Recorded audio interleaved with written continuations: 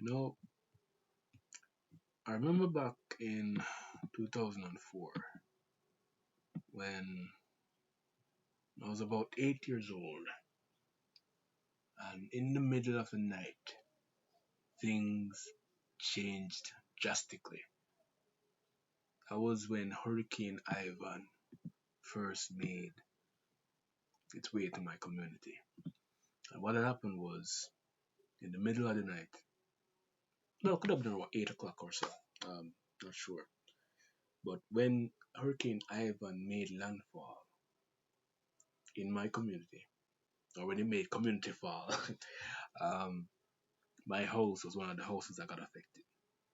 So in that middle of that storm, eventually we had to set out in the night to go over to a neighbor's house, one of our um, uncles, so my granduncle's house that was nearby.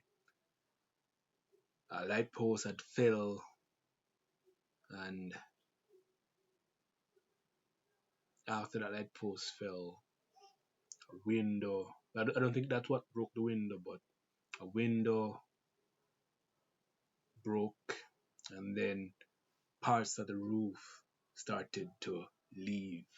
And then when it got to the part of the house that we were in, my father had to make a decision. Would he stay in the house and hope that this one part of the roof stays on, or would he try to bring us to safety? And he and my mother, so it's not like how we see this, they kind of covered us up a bit better, but this is just for the imagery. And they brought us, knocked on the door, bam, bam, bam, bam, and we went in. And in the morning, I remember the house looking crazy. The house looked weird. When we were going inside and looking up, that time the roof, it was a flat roof, and there wasn't the floor wasn't like a tiled floor or anything. Right? It was part of it was like red. Jamaicans would understand this. It's like the red polished section. You use like red polish and polish, and then you have like a old board style, and under it you have like a little um, cellar space. Um, but that's how it was. um, Took Jamaica a while after that to kind of rebuild. I remember weeks of no power, weeks of silence. You just played outside as well as you could. You couldn't like go certain places because glass and stuff all over, but played where you could safely. Um, Took a bath, went to sleep, ate when you could. I think that government at the time, PNP, gave some food stuff a couple of times too. Then after that, there was Hurricane Dennis, and also Emily came back to back. And then there was Dean, that was in 2007. Then there was Tropical Storm Nicole. Uh, these are more for dramatic. So the one that affected us most in my community was the 2004 one. But this is to kind of give you an example of how they affected Jamaica, right? Then you have Sandy, which is another one. Then after Sandy, I don't know if you're from Jamaica, do you remember when Hurricane Matthew was announced? Because when Hurricane Matthew was announced, I was in high school, and I remember on TV there was this program that was being like teased to be launched, where they would show like the worst of the worst hurricanes, and like they were almost comparing. I don't know if it was TVJ or CVM, but they were comparing uh, this storm that would have made landfall to one of the worst storms that Jamaica would have experienced. Could have been, but it never made landfall. And it was at around this time, I remember, when Jamaicans kind of switched the way or they kind of perceived hurricanes, in the sense that um, the whole planning part that we typically would do. So that would mean getting the supplies, the food, stocking up on the candles and the kerosene aisle, the overpacking and getting everything buttoned up and stuff. Jamaicans had experienced a real fatigue at this around this time, and we were kind of clear because we had a good couple of years with no major events, and then Grace came in a bit, and then Hurricane Ian, another reminder, then Mass Burial, come making landfall. So when Beryl came, I wasn't in Jamaica. Well, sorry, I wasn't. Sorry, what am I saying? I wasn't where I typically would be in Jamaica.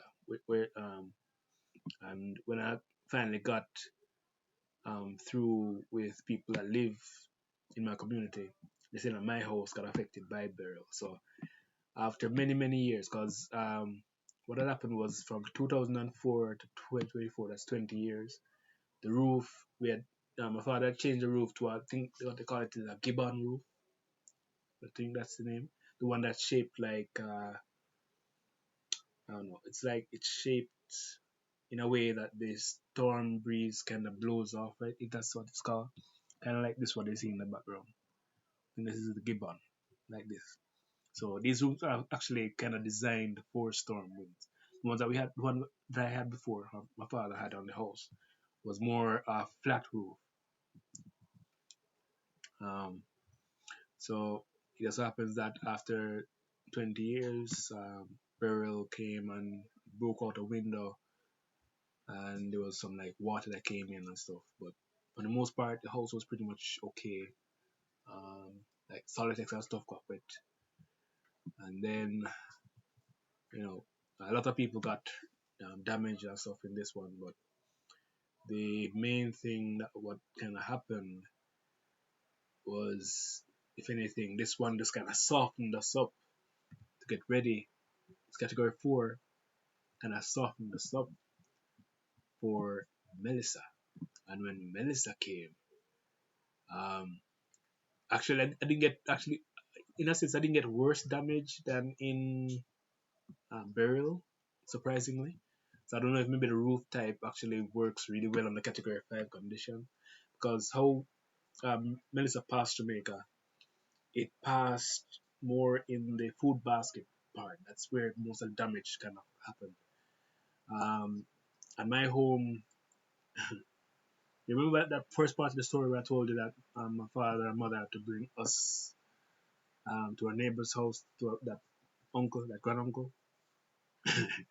Turns out that history repeats itself, because this night we were back home, and we were home, and we ended up in the night having to bring my son and daughter to a family member's house, because was water started coming in. So it wasn't like said the roof like blew off or anything, but water started coming in, and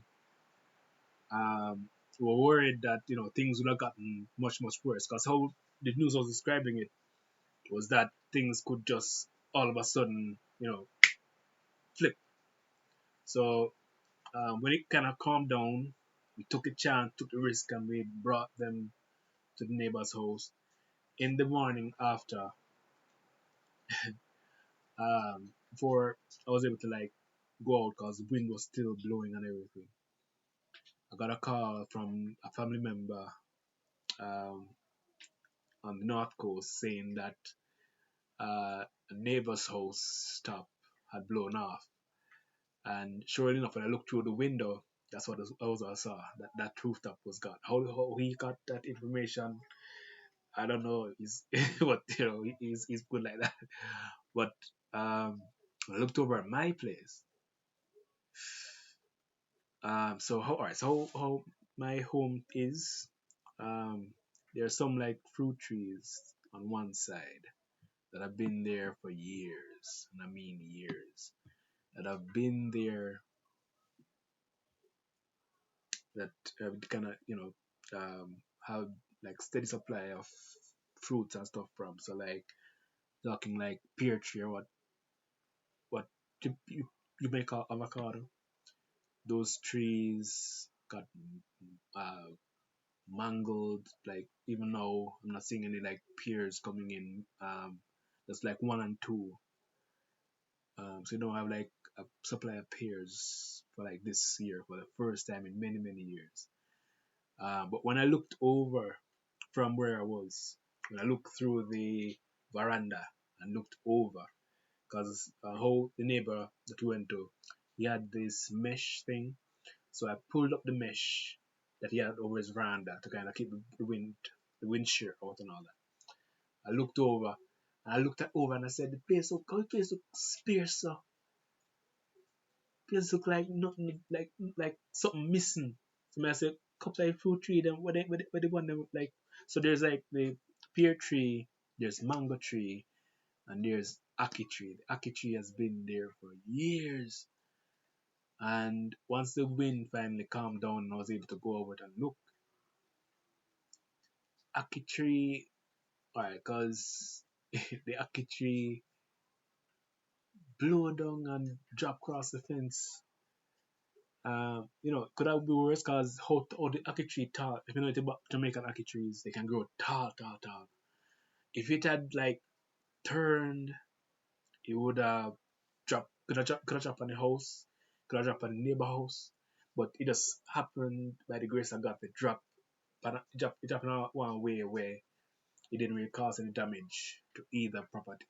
Just like the let's say the fencing, like it's more like a um grown fencing type thing, but it fell on that, and then what I had to do is pretty much get a guy with a chainsaw and have that cut up. But I miss that actually. This what I'm saying. I miss it, but I'm glad that it didn't fall where it, hurt um either the neighbor or on our side, right? And I looked at like other trees, like the mango trees, like the very tops of them just mangled, broken. Um, Other fruit trees, um, torn. uh, it could have been way worse. The thing is, like Manchester didn't get like the brunt of it, but got enough that saw those effects. But if you look at places like um, you look at places like in Montego Bay and place that I got a call from places like St. Elizabeth. That's where it that's the part it kind of moved through. So I'm wondering now, like, where the start of the new season. Just a couple of days out now. It's what today is the 9th as of recording this video.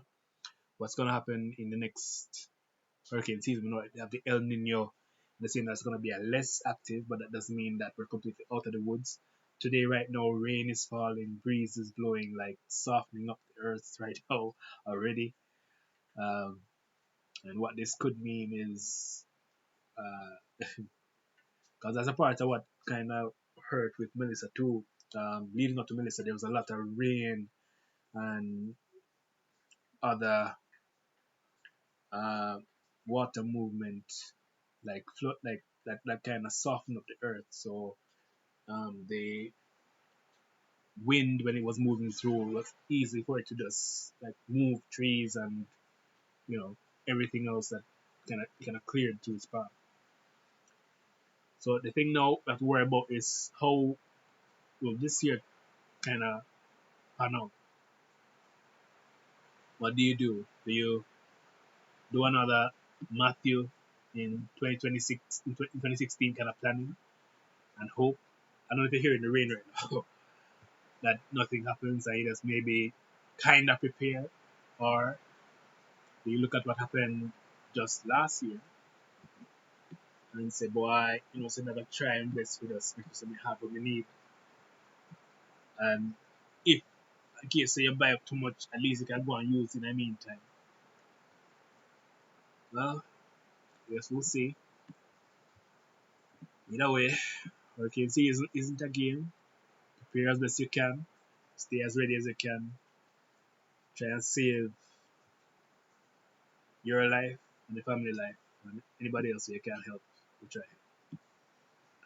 Because if this is the new normal, we're back to back, we're seeing like 2024, 2025. This is gonna be what 2026 is gonna look like. Another hurricane. Then it's gonna be interesting to see how it's all kind of turns out. So after 2025, Melissa, we're kind of springing back a bit quicker because how I remember, I don't know if this is like the child's brain thinking back to 2004, maybe um, it wasn't as long as I thought it was that we worked without power, but I do remember hearing like churches and stuff like losing their roofs and other places, and it how I remember it pretty much how I hear it being relayed by elders talking about it renowned. So all I can say is we'll see what this year holds.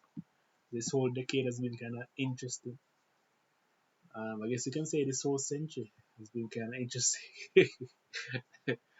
um, but yeah, we'll see how it goes. We'll see what we're told to prepare for. Another category 5, 4, 3, 2. Maybe that's a tropical storm. Who knows? But yeah, done yapping for now. Alright, that's the video. See you in the next one, alright? Let me know your experience with hurricanes. Which one do you remember the most? And what do you think we're going to get next? Alright, like that.